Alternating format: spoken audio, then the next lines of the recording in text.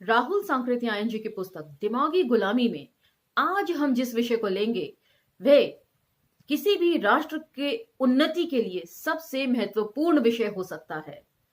विषय शिक्षा को लेकर है, जिसमें राहुल सांकृत्यायन जी कई तरह की अलग अलग शिक्षाओं का वर्णन करेंगे और उसके तहत क्या काम सरकार की तरफ से होने चाहिए उसके ऊपर चर्चा करेंगे। हालांकि कुछ कुछ जगह पर मुझे कॉन्ट्राडिक्शन यानी कि विरोधाभास लगा उनके इस लेख में, लेकिन फिर भी लेख को पढ़ते और समझते वक्त हमें यह नहीं भूलना चाहिए कि यह पुस्तक जो है वो 1944 में प्रकाशित हुई थी, 1944 में। और उस टाइम जो भी उनके सामने व्यवस्था रही होगी उसको ध्यान में रखकर उन्होंने ये लेख लिखा था। यकीनन इसको जस का तस आज की शिक्षा प्रणाली से जोड़कर नहीं देखा जा सकता। कुछ अच्छी चीजें इसमें से ली जा सकती हैं, कुछ छोड़ी जा सकती हैं। तो इसी बाबत ये लेख है। सीधे तौर पर कह सकते हैं कि राहुल सांकृत्यायन जी बता रहे हैं कि the concept of education to a nation क्या होता है, एक राष्ट्र के लिए शिक्षा का क्या महत्व और क्या मायने होते हैं। चलिए मेरे साथ इस लेख की तरफ बढ़ते हैं। आभासी दुनिया के मेरे दोस्तों, शालिनी बोल रही हूं। जय भीम, फूल जौहार। आज के लेख का विषय है शिक्षा में आमूल परिवर्तन। शिक्षा की कोई भी प्रणाली इस प्रकार की होनी चाहिए कि वह किसी राष्ट्र की मानसिक आर्थिक आवश्यकताओं की पूर्ति कर सके। भारतवर्ष में हम लोग अपनी शिक्षा प्रणाली के दोषों से पूर्णतः परिचित हैं। यह शिक्षा प्रणाली हमारी आवश्यकताओं की पूर्ति नहीं करती, वरन यह एक बड़ा भारी नुकसान कर रही है। यह हमारे शिक्षितों को यह व्यक्तिगत और राजनीतिक उत्तरदायित्व के भार को वहन करने में सर्वथा असमर्थ कर देती है।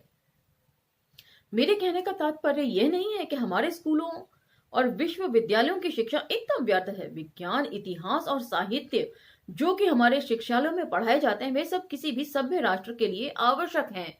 ये सभी सब्जेक्ट राष्ट्र की उन्नति में आवश्यक होते हैं, लेकिन ये पढ़ाए किस तरीके से जाते हैं और इसके अंदर का कंटेंट क्या होना चाहिए उसके ऊपर राहुल सांकृत्यायन जी फोकस कर रहे हैं। बिल्कुल वैसे ही जैसे शिक्षा और विद्यार्थी और राजनीति वाले लेख में भगत सिंह बताते हैं कि शिक्षा इस तरह की होनी चाहिए जो व्यवहारिक ज्ञान स्टूडेंट्स को दे, छात्रों को दे, क्योंकि छात्र जिन्होंने देश की बागडोर संभालनी है उसे अभी से बुद्धू बनाने का प्रयोजन सरकारें कर रही हैं। इस बात को स्पष्ट तौर पर भगत सिंह ने लिखा है। लेकिन हमारी शिक्षा में एक बहुत बड़ा दोष यह है कि वे शिक्षितों को शारीरिक श्रम करने के बिल्कुल अयोग्य बना देती है। शिक्षित पुरुष शारीरिक श्रम को अपनी प्रतिष्ठा के प्रतिकूल समझता है। अपने समाज में हम आलसियों की पूजा करते हैं, अर्थात हम ऐसे शिक्षित पुरुष चाहते हैं जो सब प्रकार के शारीरिक श्रम को घृणा की दृष्टि से देखे और अपने छोटे मोटे व्यक्तिगत कामों के लिए भी नौकर पर निर्भर करता है। तो ड्रीमलैंड की भूमि का लेख यदि आपको याद नहीं हो तो आप अंबेडकर नामा पर जाकर दोबारा देख सकते हैं। अंबेडकर नामा हैक जरूर हुआ है लेकिन अभी भी रनिंग कंडीशन में है। गूगल के साथ प्रयास चल रहा है उसको रीस्टोर करने का। तब तक आप बहुजन विजडम और अंबेडकर नामा ग्लोबल से जुड़े रहिए। तो उसमें यदि आप जाकर देखते हैं ड्रीमलैंड की भूमिका में भगत सिंह इसी तरह की बात का जिक्र करते हैं कि जो व्हाइट कॉलर जॉब्स हैं और जो शारीरिक श्रम वाले जिन्हें लेबर तबका या मेहनतकश या मजदूर लोगों का काम समझा जाता है उन्हें हीन ना समझा जाए व्हाइट कॉलर जॉब वालों के हिसाब से। यह आदत हमारे शासकों ने इस देश में प्रतिष्ठित होने के लिए कायम की थी। हमारे काले और गोरे नवाबों के उदाहरण शिक्षित भारतीयों के लिए आदर्श बन गए और हमारी वर्तमान अवस्था का उत्तरदायित्व इसी पर है। राहुल सांकृत्यायन जी बोल रहे हैं कि साम्राज्यवाद की जब स्थापना पूरी तरीके से हो गई तो उन लोगों ने इस तरह की जो श्रमिक कार्य थे वे सारे गुलाम देश के लोगों से करवाए, उनको ह्यूमिलिएट करने के लिए, बेइज्जत करने के लिए। लेकिन अब जबकि देश आजाद हो चुका है तब इस मानसिक विकृति से छुटकारा पा लेना चाहिए, ये उनके कहने का मतलब है। और इसके चलते वे कुछ खास बिंदुओं को हाईलाइट कर रहे हैं सब हेडिंग्स के साथ। पहली हेडिंग है शारीरिक श्रम। इस संबंध में हमें पहला शिक्षा संबंधी सुधार यह करना चाहिए कि लोगों के मस्तिष्क पर शारीरिक श्रम के महत्व की छाप डाल दें। शारीरिक श्रम को अनिवार्य विषयों के समान हमें अपने पाठ्यक्रम का एक अंग बनाना पड़ेगा। किसी भी विद्यार्थी को प्रारंभिक वर्ग से लेकर विश्वविद्यालय तक तरक्की नहीं मिलनी चाहिए जब तक कि वे शारीरिक श्रम के विषय में उत्तीर्ण न हो ले। तो ये उसी तरह की बात है जैसे कि आजकल हम एक्स्ट्रा सब्जेक्ट लेते हैं जिसमें फिजिकल एजुकेशन एक एक्स्ट्रा सब्जेक्ट होता है। क्योंकि मैं नहीं जानती आजकल के शिक्षा प्रणाली में क्या है, मैं सिर्फ उसी बिहाफ पर कह रही हूं जो मेरे बच्चों के स्कूल में है कि आप एक सब्जेक्ट चूज कर सकते हैं जो 5 विषय पढ़ाए जा, जो मेन 5-6 सब्जेक्ट्स हैं, उसके अलावा फिजिकल एजुकेशन हो सकता है, फैशन डिजाइनिंग हो सकता है, एंटरप्रेन्योर हो सकता है, पेंटिंग हो सकता है। इस तरह के सब्जेक्ट्स आजकल इंट्रोड्यूस कर दिए गए हैं स्कूल लेवल पर भी। तो ईशान के पास फिजिकल एजुकेशन था और उसमें उत्तीर्ण होना भी उतना ही जरूरी है जितने के बाकी सारे मेन सब्जेक्ट्स में। प्रत्येक आदमी शिक्षा के महत्व को समझता है, अतएव अगर लोग इसके लाभ से शारीरिक श्रम न करने के कारण वंचित कर दिए जाएं तो वे शारीरिक श्रम करने के लिए बाध्य होंगे। इस शारीरिक श्रम से किसी को छुटकारा नहीं मिलना चाहिए यदि उसके अवयवों में कोई दोष न हो। शारीरिक श्रम जमीन खोदने और बोझा ढोने के रूप में होना चाहिए। विद्यार्थियों की उम्र के मुताबिक हरेक वर्ग के को हरेक सप्ताह में किन्हीं नियत घंटों पर तक शारीरिक श्रम करना चाहिए। तो यहां पर थोड़ा सा विचारों में विरोधाभास है। शारीरिक श्रम की परिभाषा जो है वो बोझा ढोना, मिट्टी खोदना, फावड़ा कुदाल लेकर उतर जाना मैदान में से लगा रहे हैं, जो कि थोड़ा सा इम्प्रैक्टिकल, अव्यवहारिक सा लगता है। ड्रीमलैंड की भूमिका में भी भगत सिंह ने इसी पक्ष को उजागर किया था कि आप किसी ऑफिसर से ये उम्मीद नहीं लगा सकते कि वे 4 घंटे का ब्रेक लेकर नौका खेने के लिए चला जाए, या जो नौका खे रहा है वो बीच में ही मझधार में अपनी नौका छोड़ के फटाफट से किसी और काम के लिए चला जाए। तो ये थोड़ा सा अव्यावहारिक सा है। आगे बढ़ते हैं। शिक्षा विभाग के अधिकारियों को इसका संतोष होना चाहिए कि जो विद्यार्थी उत्तीर्ण होते हैं वे सच्चाई से अपना नियत शारीरिक श्रम करते हैं और कर सकते हैं। शिक्षक और छात्र परीक्षकों को धोखा नहीं दे सकते क्योंकि प्रतिदिन अभ्यास डाले बिना आधे घंटे तक जमीन खोदना कठिन है। तो ये काफी अव्यवहारिक है। यदि बच्चे या स्कूल गोअर्स जो हैं, चाहे वो छोटी क्लास में ना हो के बड़ी क्लास में हो, वो यदि आधा घंटा जमीन खोदने में जैसे भारी श्रम वाले काम में लगाएंगे तो पढ़ने में कैसे रुचि पैदा होगी। उसके लिए तो जैसे आजकल स्कूलों में गार्डनिंग कमेटी है, डिबेटिंग कमेटी है, एडिटिंग कमिटीज हैं, उस तरह की कमिटीज होनी चाहिए जो अलग अलग कामों को देखें। आद्या जो है वो एनवायरमेंटल सोसाइटी में एनरोल्ड है, उसको एनवायरमेंट से बहुत प्यार है, पशु पक्षियों से बहुत प्यार है, उनकी देखभाल करती है घर में भी। तो इस तरह के छोटे छोटे विभाग स्कूलों में भी खुले हुए हैं, लेकिन ये मिट्टी खोदना ये थोड़ा सा अति है। हम लोगों के बहुत से बैठे ठाड़े शिक्षित पुरुष कृषि का कार्य अथवा ऐसे ही अन्याय कार्य जिनमें शारीरिक श्रम की आवश्यकता है नहीं कर सकते, क्योंकि अपने संपूर्ण छात्र जीवन में वे कठिन शारीरिक श्रम से बिल्कुल दूर रहते हैं। साप्ताहिक शारीरिक श्रम के अलावे माध्यमिक स्कूलों और कॉलेजों में हर साल 1 महीने का परिश्रम पूर्ण कैंप जीवन हो। तो यहां पर मैं आपको संज्ञान में ले आऊं, जब मुर्दैया पढ़ रहे थे तो उसका अंतिम खंड जो 7वां था, जिसमें वे आजमगढ़ में फाका कशी के में लिखते हैं तुलसीराम जी कि किस प्रकार उन्होंने पूरा फैसला कर लिया कि पास में जो मटन वाला था 1 पीस मटन और 2 चपाती लेके अपना गुजर बसर वो कर लिया करते थे। तो उस वक्त मैंने इस बात को काफी जोर दिया था कि एक छात्र को पढ़ाई के अलावा कुछ और सोचना या समझना नहीं चाहिए और ना ही कुछ करना चाहिए। जितना ज्यादा से ज्यादा हो सके उसे अपना समय पढ़ाई के लिए बचा कर रखना चाहिए। और यहाँ उसके ठीक विपरीत बात राहुल सांकृत्यायन जी रख रहे हैं कि उनसे मिट्टी खुदवानी चाहिए, फावड़ा उनके हाथ में पकड़ाकर उनको शारीरिक श्रम करवाने के और भी तरीके हैं, जैसे कि मार्क्स पीटी के पीरियड हुआ करते हैं। स्कूलों में, हमारे टाइम में ये 2 पीरियड लगातार बैक टू बैक हुआ करते थे, फर्स्ट और सेकेंड।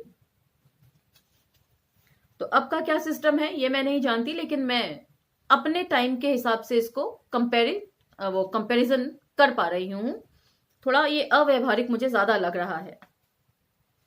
इस प्रकार के कैंप जीवन के छात्रों को बहुत सी शिक्षाएं मिल सकती हैं। हिटलर के अभ्युदय के साथ ही जर्मनों ने छात्रों के लिए ऐसी प्रणालियां बनाई हैं और इस प्रकार के कैंप उन्होंने मजदूरों के लिए भी बना रखे हैं। इस प्रकार के खीमों में छात्र और मजदूर एक ही प्रकार के जीवन बिता सकते हैं और एक दूसरे के भावों को समझेंगे।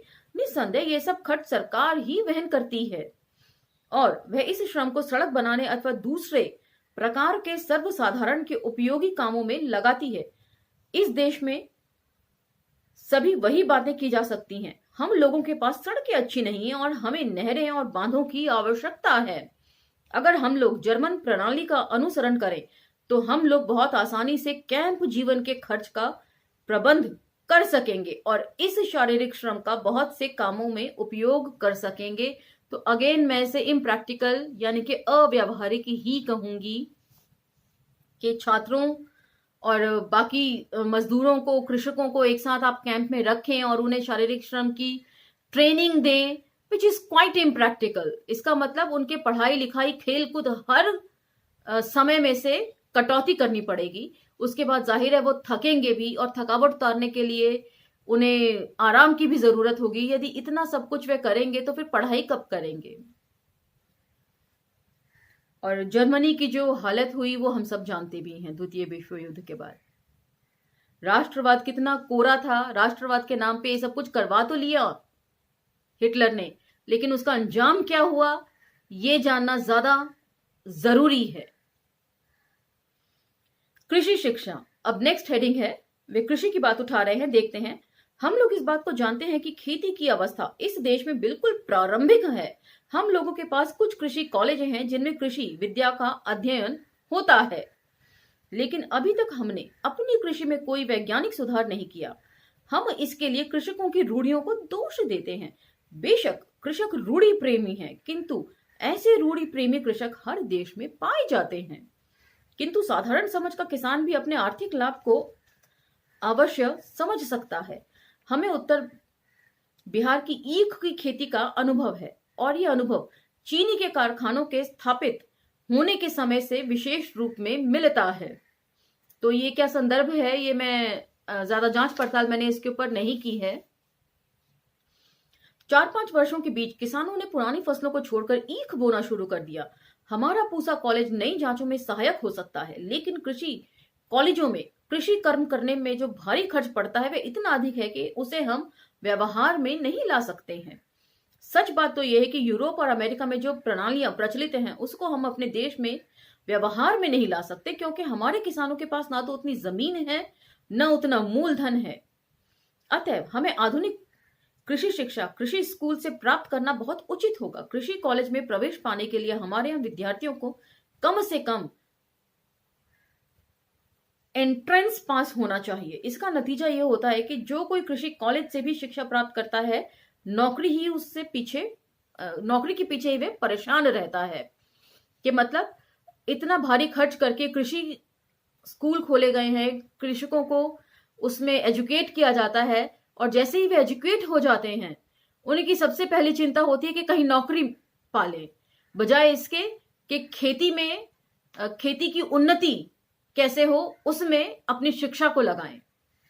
तो ये एक खासा अच्छा पॉइंट मुझे लगा।